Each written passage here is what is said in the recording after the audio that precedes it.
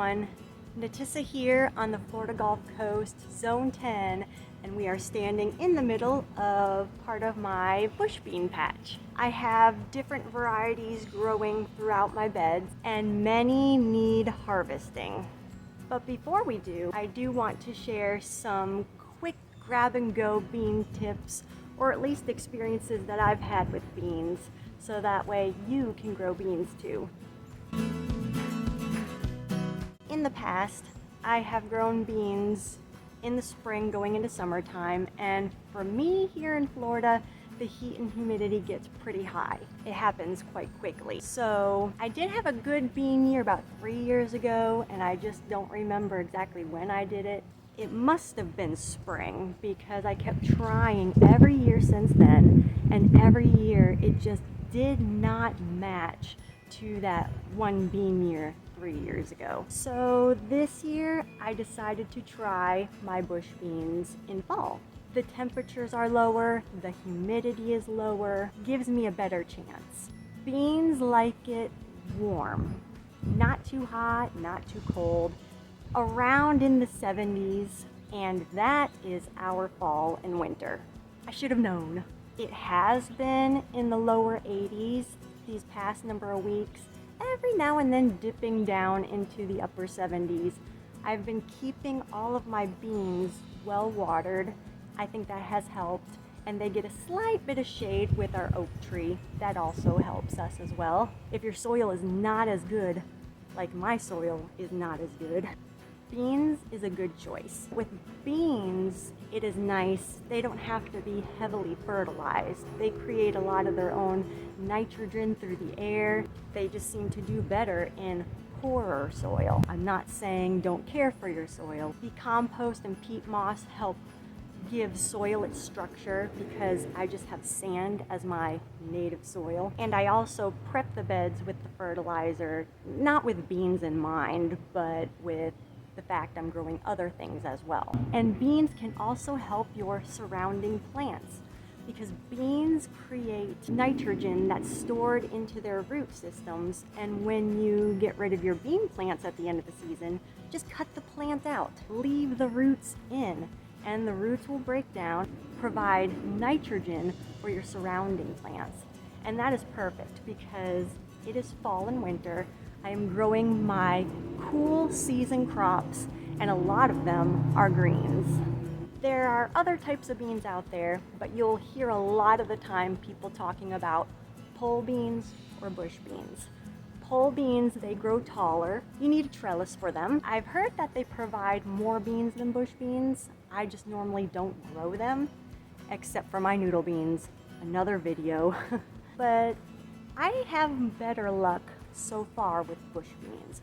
Bush beans only grow, not like a bush, but like a foot high and just a foot out. Some bush beans might trail just a little bit, but for the most part, they're quite compact. This year, I've grown mine on the edges of the beds, and it seems to be working pretty good. I have about 5 different varieties that I am growing. I'll put the name on the screen for you as well. I have about 20 feet worth of bush beans between these beds, and I counted roughly 40 bush beans. So this is going to give you an idea about your beans and how much you may harvest. Bush beans in the past for me, you get flushes of beans. I already had 2 harvests of beans before this video and weighed them out. So this is the 3rd harvest. 3rd time's the charm. And there's so much more to pick, and we have to pick today. So with beans, you don't want them to go too long because then they start getting stringy and they don't start tasting as good. The texture's dry and So you want to pick them either more on the younger side. Some of them might be a little large, but it's gonna be okay. Maybe a bean tasting later. All right, let's get harvesting. I'm going to put all my beans in my pouch. The first beans we'll be harvesting is the Blue Lake Bush. I've had good luck with it a couple years back, so we're trying it again. Let's see how much we get. It's loaded. Here we go. from the cluster I showed you. Beans are pretty easy to take off of their plant, but I like to use clippers. It just helps me out a bit. It's an option.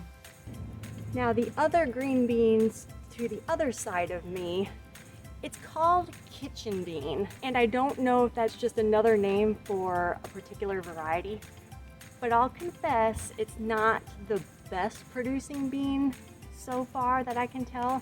I planted this a couple years back when I had a decent bean harvest, and these beans didn't do as well as the Blue Lake beans. But I must also confess to you that during that year, I had accidentally got these bean seeds wet, and that's a huge no-no. Don't get your seeds wet, it can ruin germination. But what I did was I let the beans out to dry, stored them again, and they grew. There's beans to pick, so don't count your wet seeds out. Clever, but true. Now let's harvest these kitchen beans. Oops, a noodle bean had slipped in there. Oh well. So these are the kitchen beans. Not too bad, but it's not done yet. There's a ton more beans to pick in just a couple days. My random wax bean. Probably, there we go, one-handed. Easy peasy.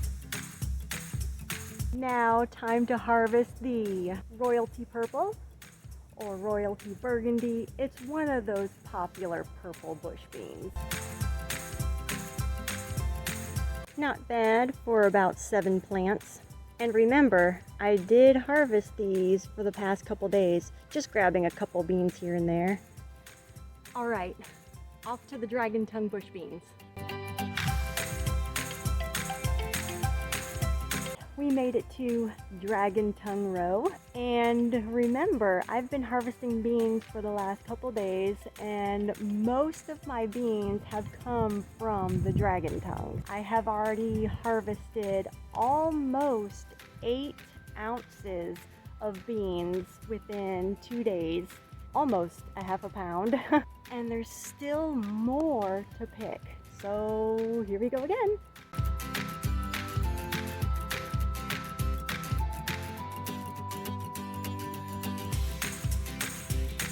There's more down the line, so I'm gonna finish up my pockets. Whew. And if I wanted to, I could have let this bean stay on the plant a little longer. As the bean pod gets bigger, the beans inside will start getting larger and larger. And if you allow the beans inside to get larger and dry out, you can use the beans to plant more. But generally speaking, with a lot of my beans, I always miss a couple pods. So chances are I'll have something to save. Buy a lot of seed and save a lot of seed is what I like to say. But it should be okay, we'll try them. As far as eating goes, if they get too large for their variety, they can get stringy. There'll be like a string down the side, and the taste may not be that good. It's not going to be a tender green bean. But this Dragon Tongue bush bean does get a little larger. It is also a flat pod there. Nice and streaky, pretty. But it should be okay. We'll taste it later.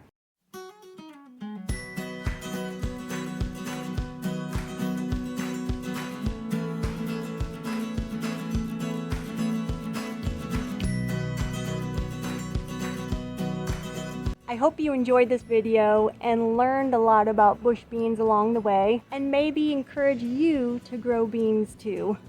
A lot of fun, very easy. And did I mention the bush beans can produce in about 2 months?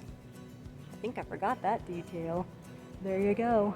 I'm gonna get inside, get these weighed so you can see the total amount of beans we picked today and the last couple of days, and perhaps give these beans a taste testing too.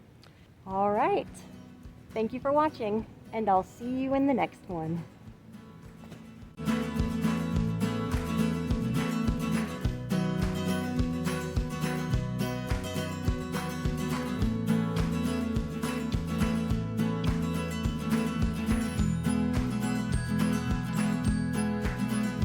A future video.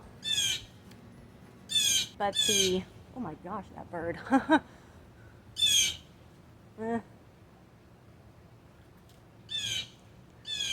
think he was getting a bug off my pepper plant. I'll allow it. Let's see. So pole beans, yeah, they grow taller.